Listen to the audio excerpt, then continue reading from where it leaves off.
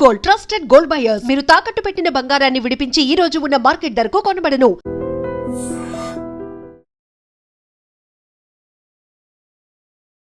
Hi hello నమస్తే, welcome to I dream media. నేను మీ శ్రావ్య. రీసెంట్గా చాలా స్కామ్స్ అనేవి జరుగుతున్నాయి. ఒకటేమో పాలసీ బజార్ స్కామ్ బయటపడ్డది, ఇంకోటి ఇప్పుడు యాక్సిస్ మ్యూచువల్ ఫండ్ స్కామ్. అసలు ఏంటి స్కామ్స్, వీటిలన్నీ గురించి ప్రీవియస్ ఎపిసోడ్లో పాలసీ బజార్ స్కామ్ గురించి మాట్లాడుకున్నాం. ఇప్పుడు యాక్సిస్ మ్యూచువల్ ఫండ్ స్కామ్ గురించి మాట్లాడడానికి మనతో పాటు ఉన్నారు certified financial planner Anil Kumar Bachchi గారు. నమస్తే సార్. నమస్తే అండి. సో ప్రీవియస్ ఎపిసోడ్లో మనం పాలసీ బజార్ స్కామ్ గురించి మాట్లాడాము. ఇప్పుడు యాక్సిస్ మ్యూచువల్ ఫండ్ స్కామ్ ఒకటి కూడా బయట వచ్చింది, అది 200 crores అని చెప్పి అంటున్నారు. సో అసలు ఏంటి ఆ స్కామ్, దాని గురించి పూర్తి వివరాలు ఇస్తారా? తప్పకుండా. రీసెంట్గా ఏంటంటే ఎన్ఫోర్స్మెంట్ డైరెక్టరేట్ డిసెంబర్ 2024లో ఒక కేసు ఫైల్ చేసింది. ఏంటంటే ఒక వీరేష్ జోషి అనే ఫండ్ మేనేజరు యాక్సిస్ బ్యాంక్లో ఇంతకుముందు యాక్సిస్ మ్యూచువల్ ఫండ్లో పనిచేసేవారు. ఆయన 2018 నుంచి 21 మధ్యలో ఒక ఈ స్కామ్ అనేది రన్ చేశారు ఆయన. దీన్ని ఏంటంటే ఫ్రంట్ రన్నింగ్ స్కామ్ అంటారు. సో ఫ్రంట్ రన్నింగ్ స్కామ్ అంటే ఏంటంటే ఈయన fund manager, chief dealer, stocks కొనడం అమ్మడం అనేది ఈయన బాధ్యత యాక్సిస్ మ్యూచువల్ ఫండ్లో. అలాంటప్పుడు ఆ ఇన్ఫర్మేషన్ ఏది కొనాలో ఏది అమ్మాలో ముందే తెలుస్తుంది ఈయనకి.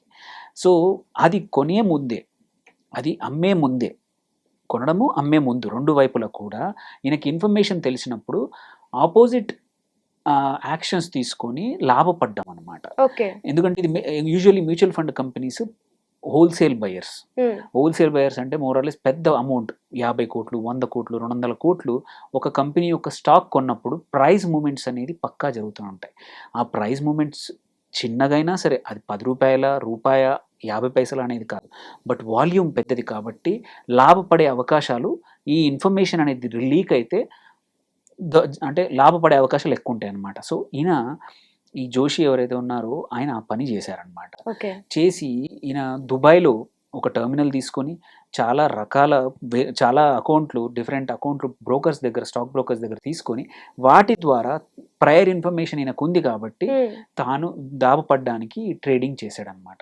ట్రేడింగ్ చేసి అక్కడ నుంచి లాభం పొంది ఆ డబ్బుల్ని హవాలా పద్ధతుల్లో కానీ డిఫరెంట్ అకౌంట్స్ ద్వారా మళ్ళీ తన ఇండియాకి పంపించుకొని నియర్లీ ఇప్పటివరకు దొరికిన ట్రాన్సాక్షన్ సపోర్ట్ అంటే ఎంతవరకు దొరికిందంటే 200 కోట్ల వర్త్ స్కామ్ జరిగింది. ఇప్పటివరకు దొరికింది నియర్లీ ఒక 18-20 కోట్ల ఆస్తులు కూడా దొరికాయి. అవన్నిటిని కూడా ఈడీ జప్తు చేసింది.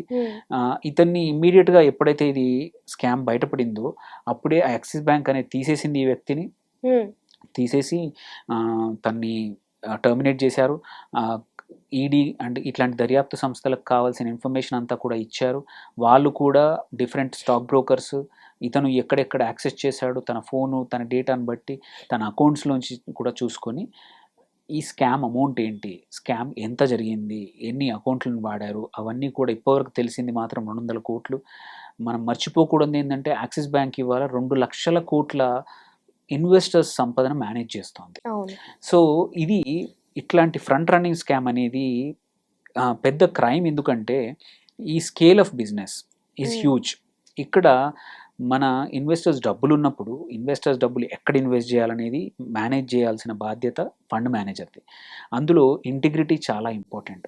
డేటా ఇంటిగ్రిటీ, డిసిషన్స్ ఇంటిగ్రిటీ, ఎవరికి అంటే ఇన్వెస్టర్స్కి లాభాలు వచ్చేట్టు చూడాలి, కానీ ఇన్వెస్టర్స్ యొక్క డిసిషన్ దీన్ని తన సొంత లాభాలకు వాడుకోవడం, ఈ డేటానే కానివ్వండి, కొనడం అమ్మడం అనే కానివ్వండి, ఈ యొక్క ఇన్ఫ్లుయెన్స్ అనేది అన్డ్యూ అడ్వాంటేజెస్ వాడుకోవడం అనేది క్రైమ్.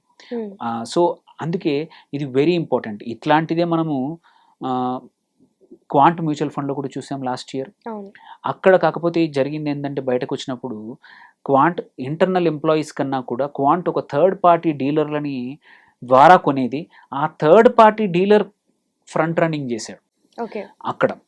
సో ఇక్కడ ఒక ఫండ్ మేనేజర్ చేశారు. ఎస్, అది చాలా పెద్ద అంటే ఒక వరీసమ్. సో ఇదేంటంటే ఈడీ వీళ్ళని పక్కా పట్టుకొని ప్రాపర్గా ఫైన్స్ చేసి, ఈ ఫైన్స్ కూడా వసూలు చేసి, అండ్ ఎంత డబ్బులు అయితే వాళ్ళు లాభపడ్డారో చివరి వరకు కూడా ముక్కుపిండి వసూలు చేయడం అనేది చాలా ఇంపార్టెంట్. దేర్ బై ఇండికేషన్స్ ఏంటంటే మిగిలిన ఫండ్ మేనేజర్స్ నియర్లీ 70 నుంచి 80 లక్షల కోట్ల డబ్బులు మ్యూచువల్ ఫండ్స్లో ఉన్నాయి. సో ఇన్వెస్టర్స్ జాగ్రత్తగా, నా డబ్బులు జాగ్రత్తగా ఉన్నాయి, ఎటువంటి ఇబ్బందులు లేకుండా ఉండాలి అంటే మాత్రం, సిస్టమ్ మీద నమ్మకం ఉండాలి అంటే మాత్రం ఇలాంటివి జరగకూడదు. జరిగినప్పుడు బయటికి తీసుకొచ్చి బాధ్యులను పట్టుకొని వాళ్ళ మీద పనిష్ చేయాలి. సో ఈడీ అది మంచి పని చేస్తూ ఉంది. యాక్సిస్ బ్యాంక్ కూడా ఇమ్మీడియట్గా తెలియగానే అతన్ని టర్మినేట్ చేసింది.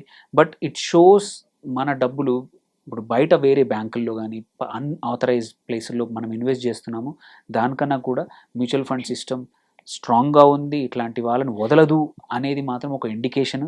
దో ఇట్ ఈస్, మీరు ఇంకో క్వశ్చన్ అడిగారు, ఇన్వెస్ట్ చేసిన వాళ్ళకి ఎటువంటి అయినా ఇబ్బంది ఉందా? ఎటువంటి ఇబ్బంది అయితే ఏమీ లేదు.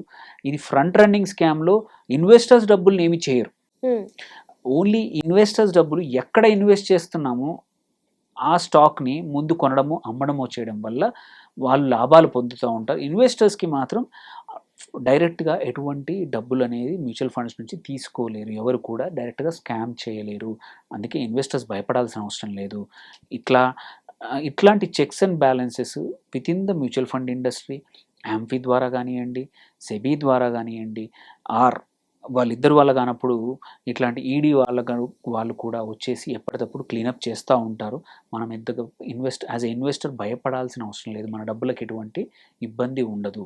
సో సెబీ నుంచి ఎలాంటి రెగ్యులేషన్స్ ఉండవా అంటారా ఇప్పుడు యాక్సిస్ మ్యూచువల్ ఫండ్ మీద? ఆడిటింగ్ జరిగింది, ఇంకా ఎవరైనా ఉన్నారా అని జరిగింది. ఓన్లీ అతను మాత్రమే ఇది చేశాడు. సో అతనితో పాటు పెద్ద స్కామ్ ఒక్క పర్సన్ ఆయన టీంలో వాళ్ళందరూ దొరికారు. ఇది మోస్ట్ ప్రాబబ్లీ ఏంటంటే తన ఒక్కరితో కాకుండా తను చాలా మంది బ్రోకర్లు అవసరం ఉంటుంది, వేరే వాళ్ళ అకౌంట్స్, వాళ్ళందరూ దొరికారు. వాళ్ళందరూ అసెట్స్ మల్టిపుల్ సిటీస్, ఒక సిటీలోనే కాదు. ఇట్లాంటి జరిగినప్పుడు ఏంటంటే ఒక్కటి కాదు, ఆపరేటర్స్ 4-5 సిటీస్లో 6 సిటీస్లో కావాలన్నమాట. ఒక ద్వారా అంటే ఈ ఇన్ఫర్మేషన్ని ఒక్కరే లాభపొందరు, వాళ్ళు కూడా 4-5 వాడుకుంటారు అనమాట. సో ఎవరెవరైతే పొందారో వాళ్ళందరినీ కూడా పట్టుకున్నారు. ఇప్పటికీ ఎటువంటి ఇబ్బంది లేదు. కాకపోతే మనం always we should be careful. Systems are careful, but మనం కూడా ఇట్లాంటివి తెలుస్తూ ఉండాలి. ఏ ఫండ్ ఎలాంటిది అనేది తెలుసుకోవడం తప్పేం లేదు. బట్ దీనివల్ల ఇప్పుడు ఎగ్జిస్టింగ్ ఇన్వెస్టర్స్ కానీ ఫ్యూచర్ ఇన్వెస్టర్స్ కానీ ఎటువంటి ఇబ్బందులు ఉండవు. ఇట్లాంటి బయటపడ్డప్పుడు ఏంటంటే మ్యూచువల్ ఫండ్ కంపెనీస్ కూడా వాళ్ళ ఇంటర్నల్ సిస్టమ్స్ని ఇంకా స్ట్రాంగ్గా చేస్తూ ఉంటాయి. So these are all wake up calls అనమాట. సో యాజ్ ఎ ఇన్వెస్టర్ మనకు ఎటువంటి భయాలు లేదు. ఈ scam is only front running scam. Investors డబ్బులు ఎక్కడ పోలేవు.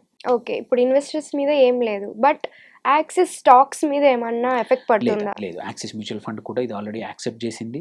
సో దే హ్యావ్ ఇన్వెస్టిగేటింగ్ అథారిటీతో ఆల్రెడీ సహకరించింది, వాళ్ళ డేటా వాళ్ళకి కావాల్సిన సపోర్ట్ అంతా ఇచ్చింది, కాబట్టి ఎటువంటి ఇబ్బంది ఉండదు. బట్ కాకపోతే ఏంటంటే నెగిటివ్గా ఉండే వాళ్ళు మాత్రం ఇది ఒక నెగిటివ్ బయటకు వచ్చేయడం అట్లా అంతా ఉంటుంది, కానీ ఎటువంటి ఇష్యూ లేదు. No worries. Okay sir, thank you so much. Thank you.